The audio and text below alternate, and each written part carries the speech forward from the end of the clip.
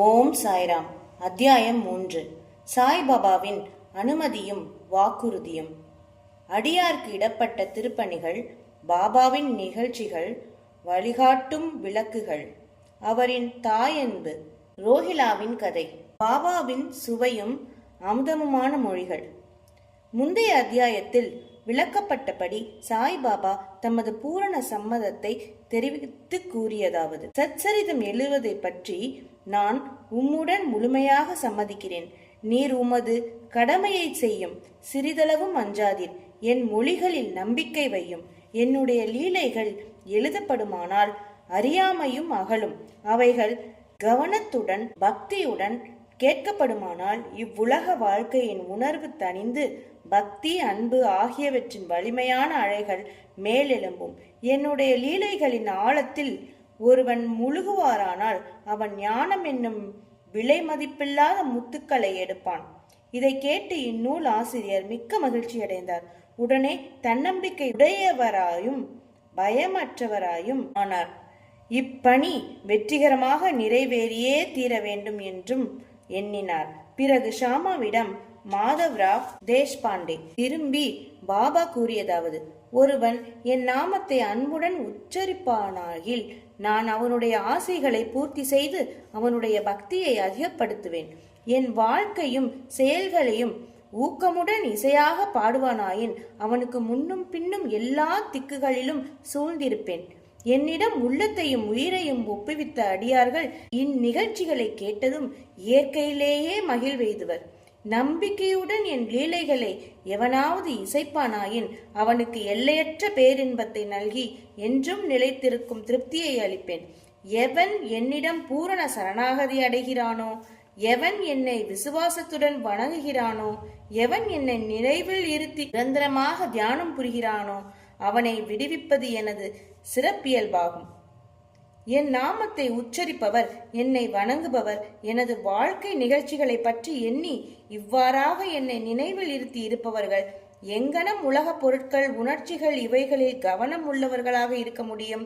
சாவின் வாய் நின்று எனது அடியவர்களை நான் வெளியே இழுத்து விடுவேன். எனது கதைகள் கேட்கப்பட்டால் எல்லா நோய்களும் விலகும். எனது கதைகளை மரியாதையுடன் கேட்டு அவற்றை எண்ணி தியானம் செய்து கிரகித்துக் கொள்ளுங்கள். இதுவே மகிழ்ச்சிக்கும் திருப்திக்குமான மார்க்கமாகும். என் அடியவர்களின் பெருமையும் அகம்பாவமும் அற்றுவிடும். கேட்பவரின் மனம் அமைதிப்படும். அன்றியும் அது இதயபூர்வமும் முழுமையுமான பக்தியாயிருப்பின் மனம் உச்ச உணர்ச்சியுடன் ஒன்றாகிவிடும். சாயி சாயி என்று சாதாரணமாக ஞாபகமூட்டிக் கொள்வதே பேசுவதில் கேட்பதில் உள்ள பாவங்களை தீர்க்கும். அடியவர்களுக்கு அளிக்கப்பட்ட பலதரப்பட்ட பணிகள். ஆண்டவர் வெவ்வேறு பணிகளை வெவ்வேறு அடியவர்களிடம் ஒப்புவிக்கிறார். சிலர் கோவில், மடம் ஆகியவற்றை கட்டுவதற்கும், சிலர் புண்ணிய தீர்த்தங்களுக்கு படிக்கட்டுகள் அமைப்பதற்கும் நியமிக்கப்படுகிறார்கள். சிலர் ஆண்டவன் புகழைப்பாட நியமிக்கப்படுகிறார்கள். சிலர் சேத்ராடான யாத்திரைக்கு அனுப்பப்படுகிறார்கள். ஆனாலும் எனக்கு சச்சரிதம் எழுதும் வேலை ஒப்படைக்கப்பட்டது.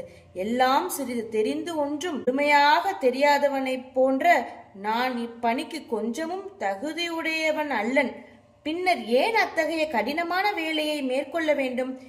எவரே சாய்பாபாவின் உண்மை வரலாற்றை எடுத்தியம்ப முடியும்? சாய்பாபாவின் அருள் ஒன்று மட்டுமே இக்கடின வேலையை நிறைவேற்ற ஊக்கமளிக்க முடியும். எனவே நான் எனது பேனாவை கையில் எடுத்தபோது சாய்பாபா எனது அகங்காரத்தை அகற்றிவிட்டு அவரே தமது நிகழ்ச்சிகளை எல்லாம் வரையலானார். ஆதலின் இந்நிகழ்ச்சிகளை எல்லாம் விவரிப்பதன் பெருமை அவரையே அடைகிறது, என்னை அல்ல. பிறப்பில் மறையவனாக இருப்பினும் ஸ்ருதி, சம்ருத்தி என்ற 2 கண்கள், பார்வை அல்லது காட்சிகள் தேவையுள்ளவனாக இருந்தேன். எனவே சச்சரிதத்தை எழுதவே இயலாத நிலையில் இருந்தேன். ஆனாலும் ஆண்டவன் அருள் ஊமையை பேச வைக்கிறது, முடவனை மலையை கடக்கச் செய்கிறது. அவரின் விருப்பப்படி காரியங்களை செயற்படுத்தும் தந்திரத்தை அவர் ஒருவரே அறிவார். புல்லாங்குழலோ ஹார்மோனியமோ எங்கனம் ஒளி எழுப்புகிறது என்பதை அறியா இது அவற்றை வாசிப்பவனையே சார்ந்த. சந்திர காந்தக்கள் கசிவதும் கடல் பொங்கி எழுவதும் சந்திரோதயம் காரணமாகவே, அவற்றின் தன்மையால் அல்ல. கலங்கரை விளக்கமாக பாபாவின் கதைகள். படகுக்காரர்கள் பாறைகள், அபாயங்கள் ஆகியவற்றிலிருந்து விலகி பத்திரமாக பயணம் செய்வதற்காக கடலின் பல்வேறு இடங்களில் கலங்கரை விளக்கம் கட்டப்படுகிறது. சம்சாரம் என்னும் சாகரத்தில் சாய்பாபாவின் கதைகள் அத்தகைய பயனை நல்குகின்றன. அவைகள் அமிர்தத்துக்கு சுவையூட்டுகின்றன. நமது உலக பாதையை மிருதுவாகவும் கடப்பதற்கு எளியதாகவும் ஆக்குகின்றன. ஞானிகளின் கதைகள் ஆசிர்வதிக்கப்பட்டவைகள். நமது செவிகளின் வழியாக உள்ளத்தினுள் புகும்போது சரீராபிமானம் அல்லது அகங்காரம், துவைத உணர்ச்சி ஆகியவை மறைகின்றன. நம் உள்ளத்தில் அவைகள் தேக்கப்படுமானால் சந்தேகம் பறந்தோடும்.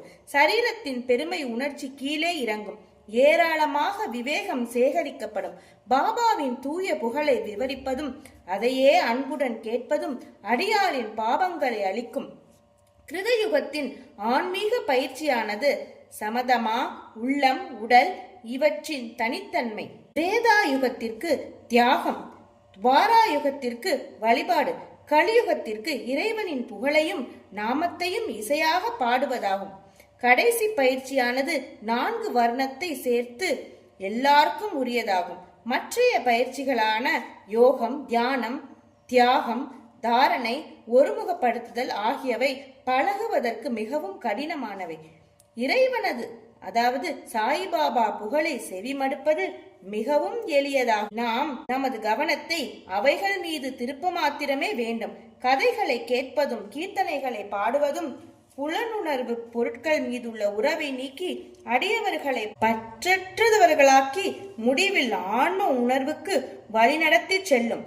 இக்குறிக்கோளையே கருத்தில் கொண்டு சாய்பாபா சத் சரிதாமிருதா என்னும் அவரது கதைகளை எழுதச் செய்தார் அல்லது உதவி செய்தார்.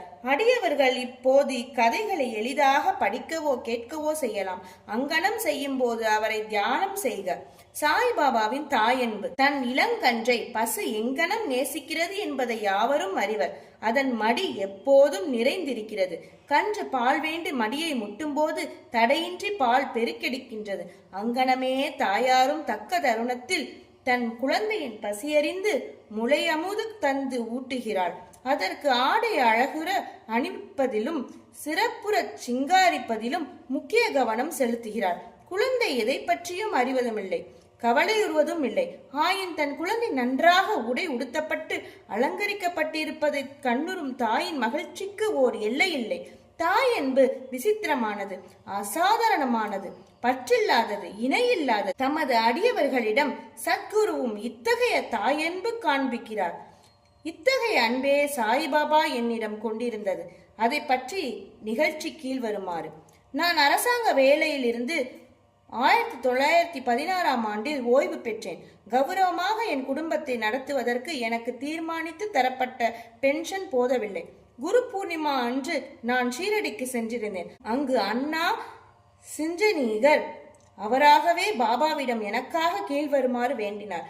தயவு செய்து அவரை அன்புடன் நோக்குங்கள். அவர் பெரும் பென்ஷன் அறவே போதாது. அவரது குடும்பமோ வளர்ந்து வருகிறது. அவருக்கு வேறு வேலை எதுவும் கொடுங்கள். அவரது சிந்தா குழந்தனை தீர்த்து அவரை மகிழச் செய்யுங்கள். பாபா பதில் அளித்தார். அவர் வேறு ஏதாவது வேலை பெறுவார். ஆயின் இப்போது எனக்கு பணி செய்து மகிழ்ச்சியாய் இருக்க வேண்டும். அவரது உணவு எப்போதும் நிறைந்திருக்கும், ஒருபோதும் காலியாய் இராது.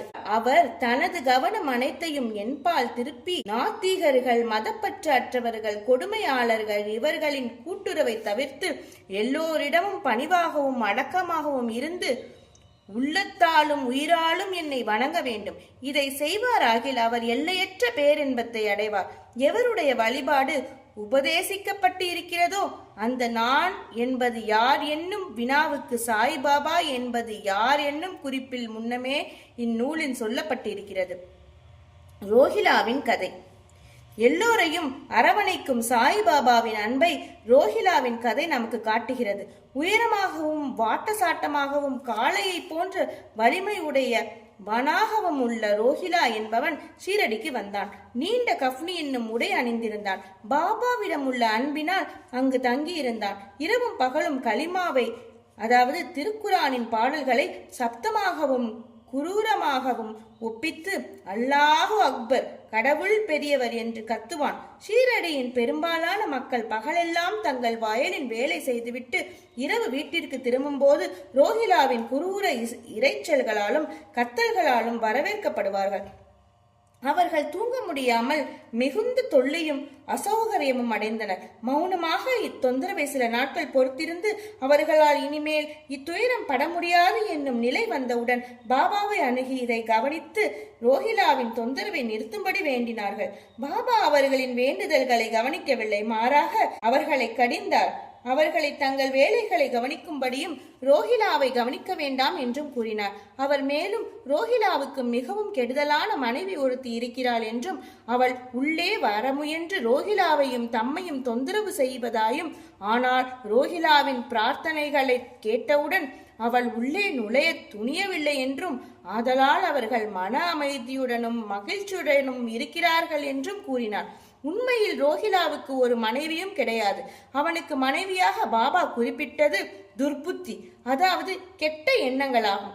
ஏனெனில் வேறெதை காட்டிலும் கடவுளிடம் வேண்டிக் கொள்வதிலும் முறையிட்டு பேரிரைச்சல்கள் செய்வதையும் பாபா விரும்பினார். அவர் ரோஹிலாவின் பக்கம் இருந்து ரோஹிலாவின் இரைச்சல்களையும் கூக்குரல்களையும் பொறுத்து கொள்ளுமாறும் அவை சீக்கிரம் மறைந்துவிடும் என்றும் கூறினார். பாபாவின் இனியதும் அமிர்தத்தினையொத்த வார்த்தைகளும். ஒரு நாள் மத்தியானம் ஆரத்தி முடிந்த பிறகு அடியவர்கள் தங்கள் இருப்பிடங்களுக்கு திரும்பிக் கொண்டிருந்தார்கள். அப்போது பாபா கீழ்கண்ட அழகான அறிவுரையை விடுத்தார்.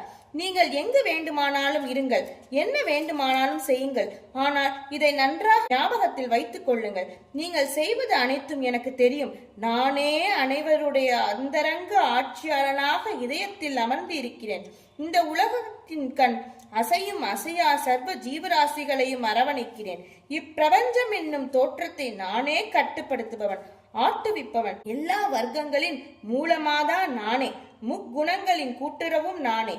நானே எல்லா உணர்ச்சிகளையும் உந்துபவன், படைப்பவன், காப்பவன், அழிப்பவனுமாம். என்பால் கவனத்தை திருப்புபவனை எதுவும் துன்பம் விளைவிக்காது. ஆனால் மாயை என்னை மறந்தவனை ஆட்டி உழுக்கும். எல்லா பூச்சிகள், எறும்புகள் கண்ணுக்கு தென்படுபவை. அசையக்கூடிய அசைய முடியாத உலகம் எல்லாம் என்னுடைய உடம்பு அல்லது உருவமாகும். இத்தகைய அழகான விலை மதிப்பற்ற மொழிகளை கேட்டு இனிமேல் என் குருவை தவிர வேறு யாருக்கும் நான் பணிவிடை செய்ய போவதில்லை என்று என் மனதில் நான் தீர்மானித்தேன். அண்ணா சஞ்சனீகரிடம் பாபா விடுத்த பதில் உண்மையில் அது எனக்கானதாகும். அதாவது நான் ஒரு வேலை பெறுவேன் என்னும் எண்ணம் என் மனதில் சுழன்றது. நான் அங்கனம் நிகழுமா என்று எண்ணிக்கொண்டிருந்தேன். எதிர்கால நிகழ்ச்சிகளை கண்ணுறும் போது பாபாவின் வார்த்தைகள் உண்மையாயின. நான் ஓர் அரசாங்க உத்தியோகத்தை பெற்றேன். ஆனால் அது குறுகிய கால அளவுடையது. பிறகு நான் சுதந்திரம் அடைந்தேன்.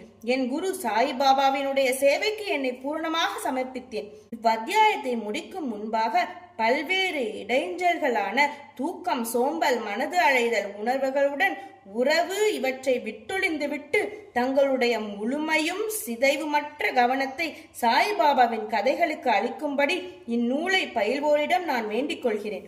அவர்களது அன்பு இயற்கையானதாக இருக்கட்டும்.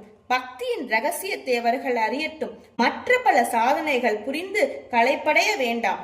ஓர் எளிய மருந்தை அவர்கள் பற்றட்டும். அதாவது சாய்பாபாவின் கதைகளை கேட்பதும் அது அவர்களின் அறியாமையை அழித்து அவர்களுக்கு முக்தி நல்கும்.